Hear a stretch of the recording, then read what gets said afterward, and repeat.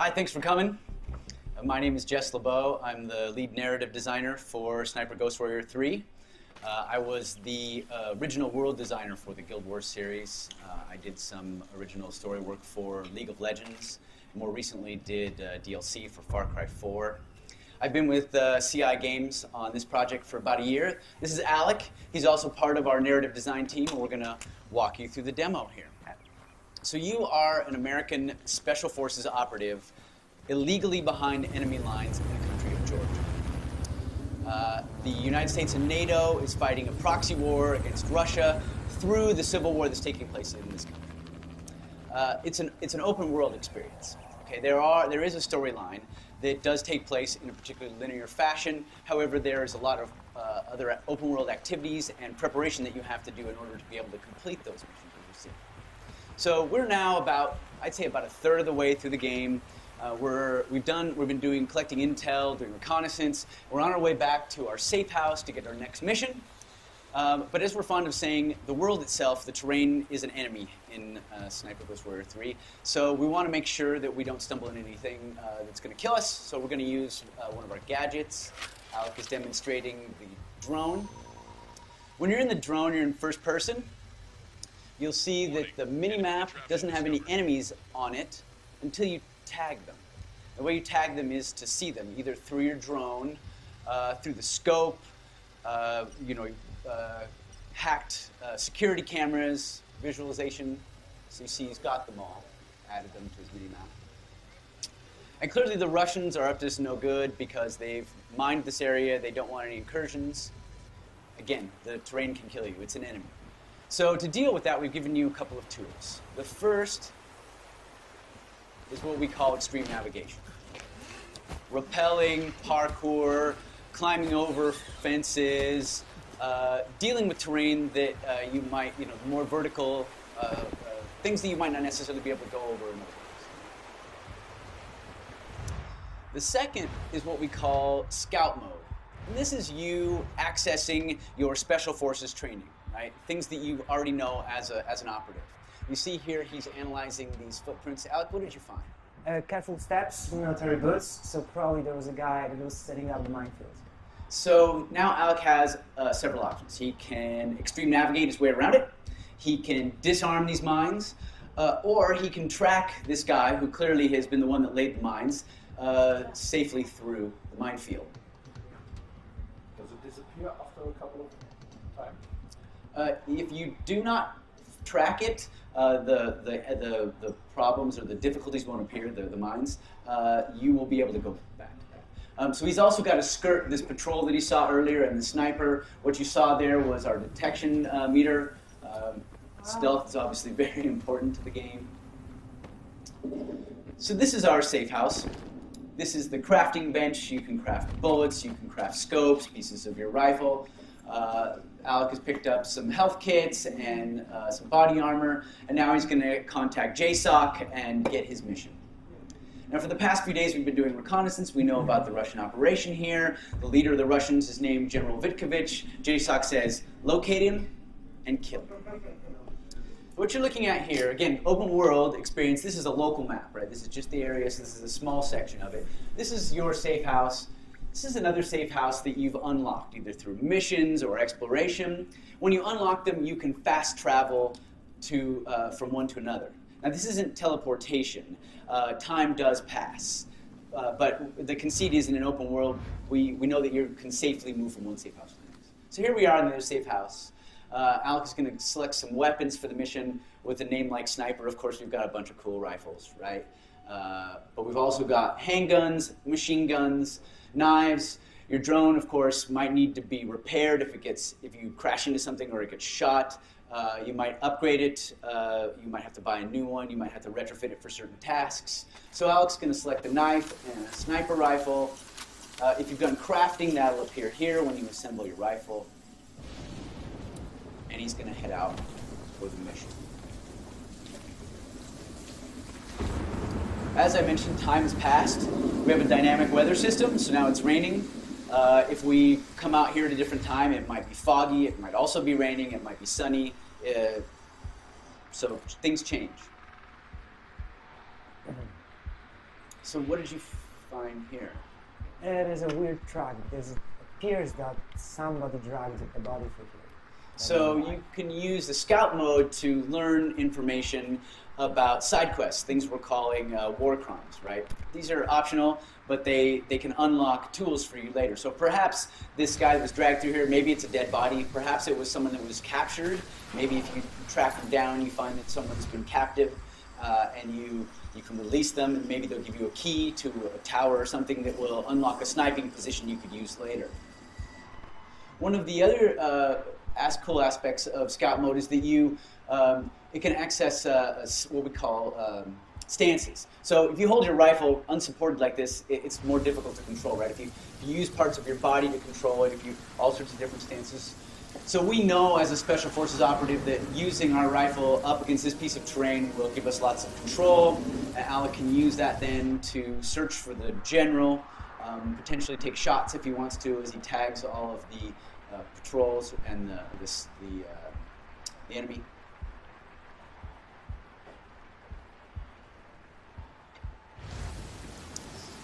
Doesn't look like the general is here. So we're going to have to go deeper into their facility. What you see here is a server location that we tagged earlier in other reconnaissance. So what we're going to try and do is sneak into the center of their camp, their base, and we're going to hack into their servers, use their own security cameras to see if we can't locate the general.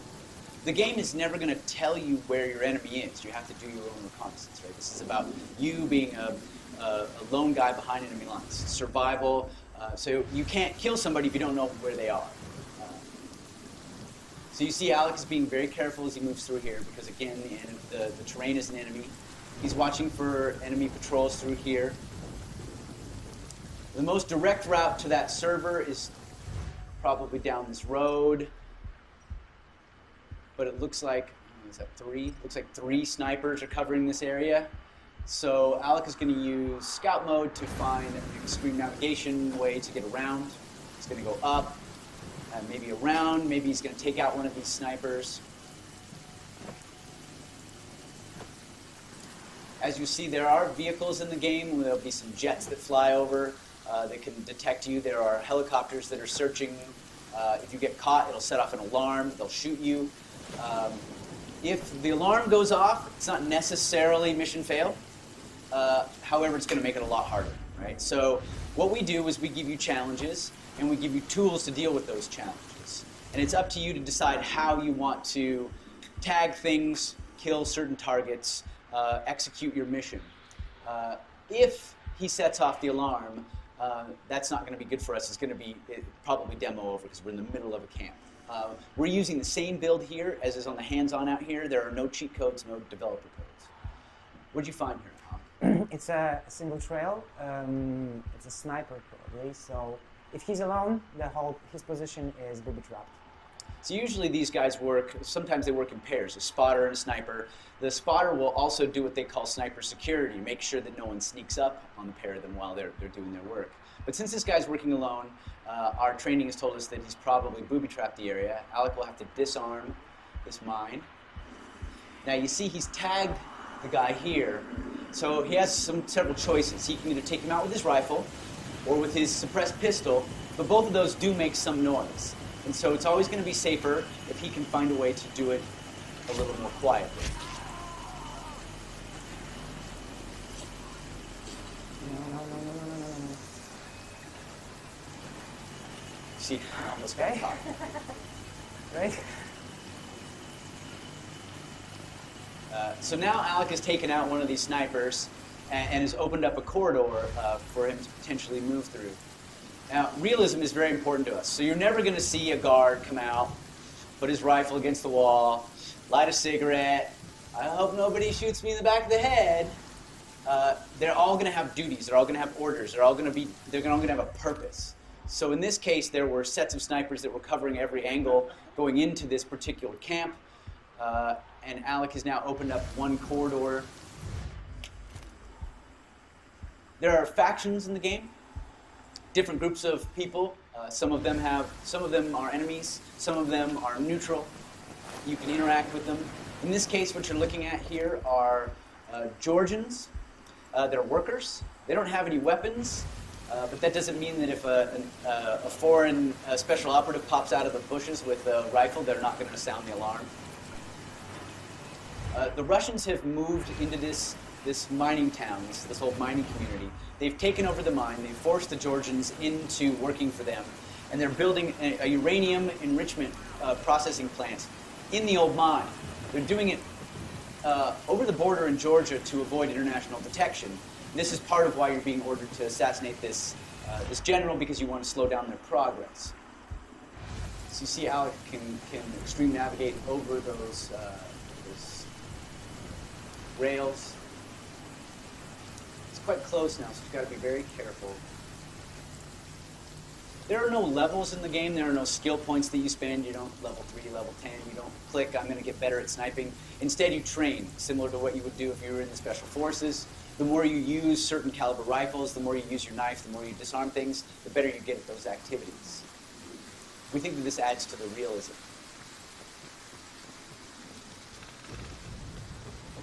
So Alec has now made it to the center of the camp here. He's overlooking the server location that we discovered earlier. So he's going to go through here and tag all the sentries, making sure that they're added to the mini-map so he doesn't get snuck up on. And then he's going to use his drone to try and sneak in there and hack the servers. Drone, like the player, can set off an alarm, it can get shot, and it's got obviously it flies, so it's got some advantages. But this guy up on the roof makes it difficult. It'll get spotted. So Alec is going to have to take him out. So let me explain to you our sniping system. This is your rangefinder. He's about 100 meters away, a little over 100 meters. This is the air temperature. This will affect the flight of your bullet. This is the wind, obviously affect the flight of your bullet. This is the humidity. It will also affect the flight of your bullet. And this is the magnification. This will change based on what you've crafted for your scope. So Alec, tell us about the scope. Okay, so as you can see, right now it's a little bit oversensitive. I need to stabilize it. So what I can do is to enter a stance called bottleneck. So I'm stabilizing my rifle on my arm, and which gives me much more accuracy. As Jess said, this guy is around 100 meters, so I'm going to calibrate my scope to 100 meters. And as you can see, there is a little red dot that appears on the lumen. And this is how far your bullet is going to drift based on the conditions. So Alec is going to breathe out. One shot, one kill. So now he's got a corridor that he can use for his drone. But of course, he doesn't want to just stand there like a dummy on the edge of the cliff with his control, so he's going to back up into cover so that he doesn't get spotted by a patrol or a passing helicopter. It's a hard part, so I need to stand up. Yeah. So the drone flies similar to a regular drone, right? It can drift around. You can hit things and damage it. It's quite fun, but a little bit difficult. He's got to avoid the patrol route for the helicopter. You can see there's intel that the drone can pick up for you. He's going to try and go over the top and in through the window so that he's got a straight shot down from the balcony.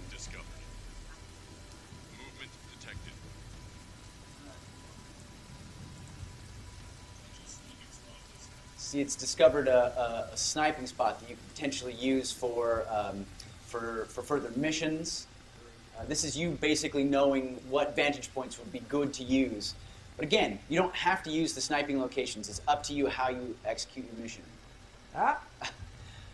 Alec hasn't had his vodka today, so his driving is a little impaired. I'm there. So now he's in the center here. He's got a pretty good vantage point. It's pretty close now, but he still has to watch out for these patrols. And I need to aim into this little small bunker. This is what I call my Luke Skywalker moment. Movement detected. Oh, come on. No. That's so right. Movement detected.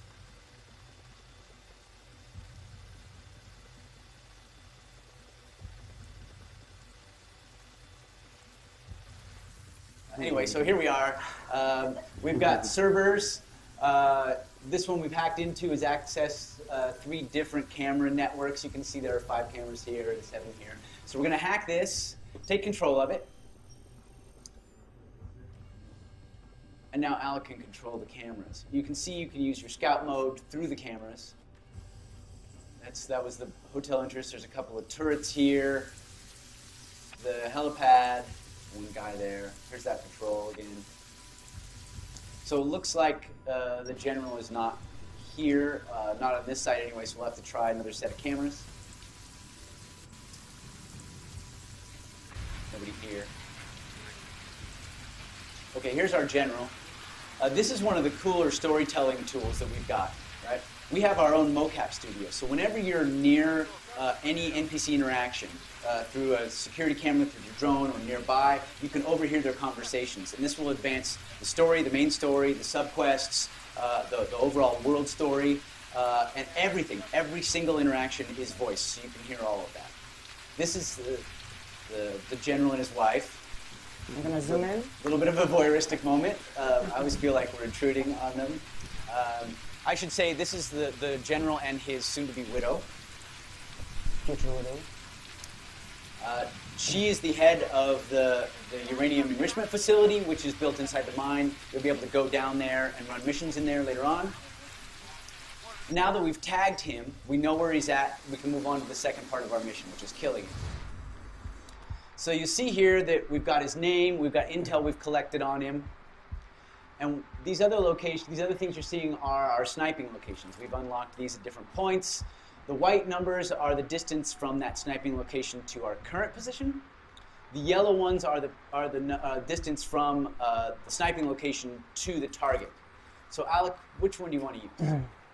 Okay, so I think I'm going to take the first one. It's This one? the closest to my location right now, and it's the longest shot. So, yeah. You're going to show off your sniping skills? I'm going to say that, but after the drone, I don't know. Right? Yeah, I'm not sure anymore. Can you look real quick back? Yeah. So you see this one location is only 3 meters away from our general. If you wanted to kill him with a knife, that might be a good location to go to. However, we know that there's a battalion of Russians here, right? So probably not the kind of location that you can exfiltrate from. However, if you spent a day or so, or several hours, watching his movements, perhaps at a certain time of day, he meets with his commanders, you might be able to hide in another location and take him out with your knife. The advantage that this position has, though it's going to be the hardest shot because it's the farthest away, it's also going to be the farthest away from his guards, which means it'll be easier for him to exfiltrate. If you read about any of these like elite sniper programs, right? These like special ops sniper programs, obviously shooting is an important aspect. But the other, maybe even more important, aspect is stealth. That means you have to learn how to infiltrate and exfiltrate. No one is coming to get you in this game, right? You are on your own. You're going to have to plan your entry route and your exit strategy. You need to know what's behind you. So Alec has left the facility and has to enter the perimeter again because his vantage point was kind of on the outside of the perimeter. So he's sneaking back in. And he's going to move his way to the sniping location here. While he does, are there any questions on anything we've talked about so far?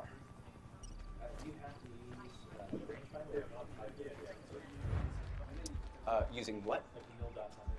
You can calculate however you'd like, yes. We're trying to make it as accurate as possible. So if you are a trained sniper, well, we do have we have an ex-sniper on our staff who is advising us on all of these things.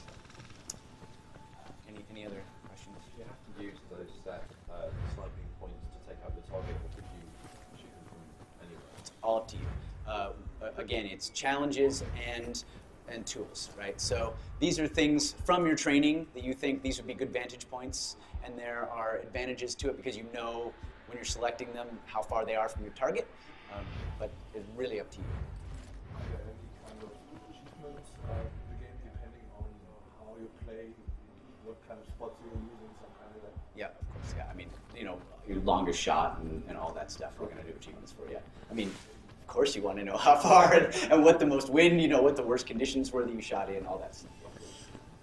Are you rewarded in any way for taking the target out with a knife up close, for doing it close? Well, you know, the more you use it, the better you'll get at it. But it's really about your play style, right? We want you to be able to play the game however you want.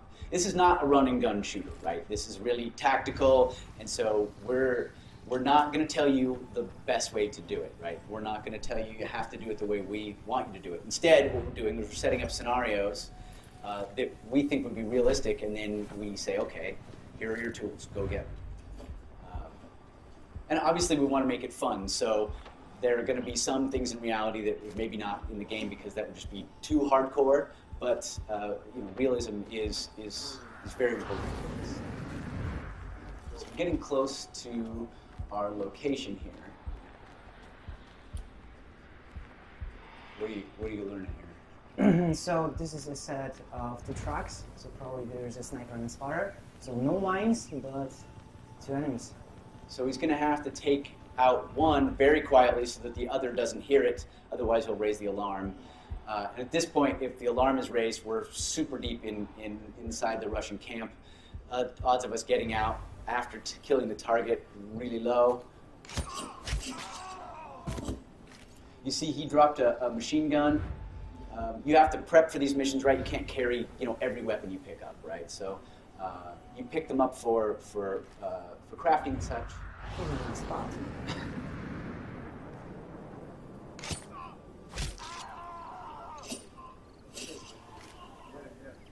Okay, so now our spot is clear. We can get into position. You see there another stance that's suggested based on our training. This would be, but you don't have to use that stance. In fact, you'll see that Alex is going to take a different stance. So here's our guy. We spent the last few days learning about him and his movements. We hacked into their computers. We got his orders. We realized that he's unhappy about the speed that the processing plant, the enrichment facility is moving forward. They're behind schedule. And he's told them they have 3 days to get back on schedule or he's going to deal with it himself. We also know where he's going to be after today, the next couple of days. So if we wanted to try and take him out at a different location, we could do that. If perhaps we're happier, we like the city better than having to take him out in the middle of the military camp. But you can see the soldiers that have been here have been pushing, the foremen have been pushing the workers very hard because they're trying to get up on schedule. And they know the general has arrived, but they still didn't make it. They're not on time. And the general is here, and he's going to take matters into his own hands, despite the fact that we have a labor dispute.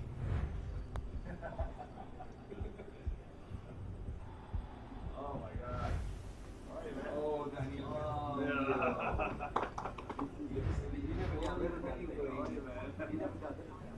There's only one way to deal with something in the Russian military, apparently.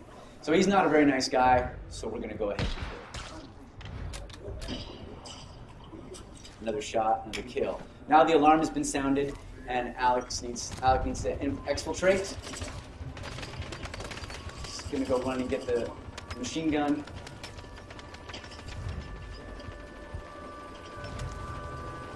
So for the demo, we said, just for time, we're going to go ahead and send a Black Hawk in and exfiltrate him, pick him up. Also, choppers are just cool. But in the actual game, this will never happen. You will not be picked up by a helicopter that just suddenly drops in. You're now going to be responsible for your own exit strategy. And that's the demo.